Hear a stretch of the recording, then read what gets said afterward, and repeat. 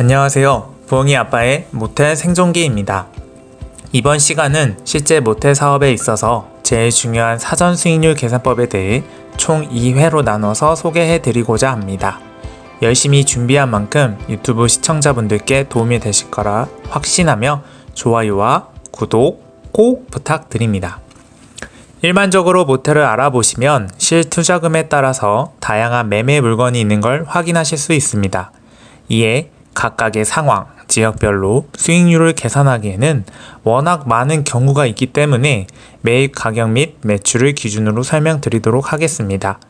예를 들어 매입 가격 20억, 매출 3천만원, 방 개수 20개, 실투자금 10억, 은행 대출 10억, 은행이자 4%로 계산해 보겠습니다.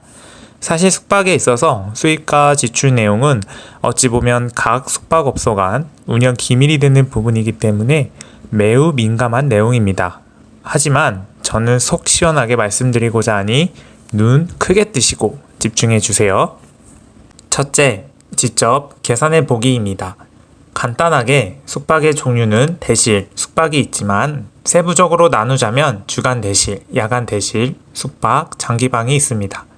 따라서 월 3천 매출이 나온다고 한다면 우와 대박인데? 라고 생각하시기보단 현실적으로 하루에 방이 몇 개나 나가는지 계산해 보셔야 합니다. 대실 단가를 2만원, 숙박 단가 4만원 기준으로 계산했을 때 월 3천 매출을 위해 하루당 평균 100만원 매출이 나와야 함을 알 수 있습니다. 따라서 대실 2만원 곱하기 10개에서 20만원, 숙박 4만원 곱하기 20개에서 80만원 정도라고 보시면 하루에 대실은 10개로 총 20개 중에 50% 정도이고 숙박은 100% 된다고 보시면 됩니다. 또 다른 경우는 대실 2만원 곱하기 20개에서 40만원, 숙박 4만원 곱하기 15개에서 60만원이라고 한다면 평일에도 대실이 2번 만실이 되는 셈이 됩니다. 하지만 평일에도 대실이나 숙박이 만실이면 숙박 사장님들 다 부자 되셨겠죠. 현실적으로 말씀드리자면 주말이 평균 단가가 더 높고 예약 및 매상이 높게 나오는 편이기 때문에 진짜 좋은 입지에 호텔급 시설이 아닌 이상 코로나 상황을 고려하시어 매출 대비 3분의 2 혹은 반토막 정도로 매출이 낮게 나오고 있다고 생각하셔야 합니다. 따라서 평균적으로 매출을 계산하기에는 편차가 있으므로 수익률을 계산하실 땐 최대한 보수적으로 주말만 만실로 해서 계산하시되 나머지는 평일 대실과 숙박 매출로 계산하시는 방법을 추천드립니다. 둘째, 보수적으로 접근하셔야 합니다. 숙박업소 특성상 24시간 365일 운영하는 곳이기 때문에 수리 및 유지 비용에 많은 금액이 나가는 상황이고 더불어 숙박 사업이 하이 리스크, 하이 리턴 사업이기 때문에 일반적으로 투자금 및 대출 비중을 4대6 또는 3대7 비중으로 운영하는 경우가 대부분입니다. 따라서 매월 나가는 은행 이자도 비중 있게 생각하셔야 합니다.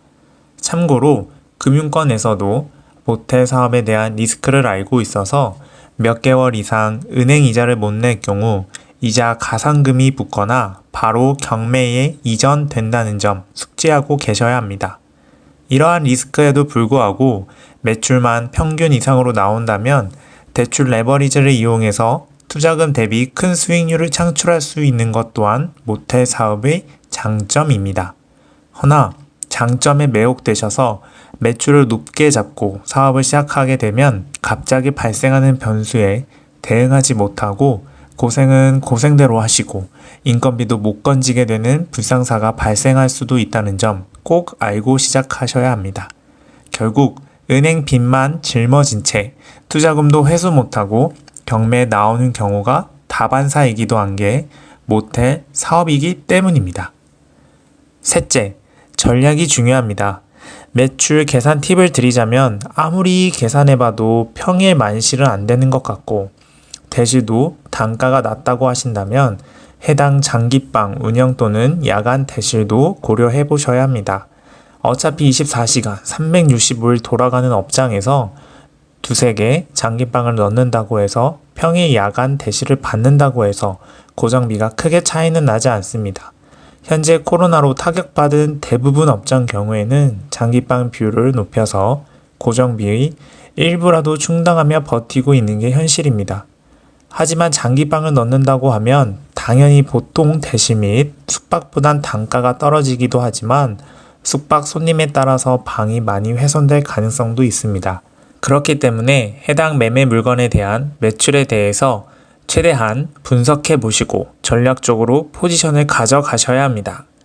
이후 2탄에서는 아무도 알려주지 않는 상세 지출 내역에 대한 내용과 더불어 실제 수익률 분석을 해드리오니 다시 한번 좋아요와 구독 꼭 부탁드립니다. 감사합니다.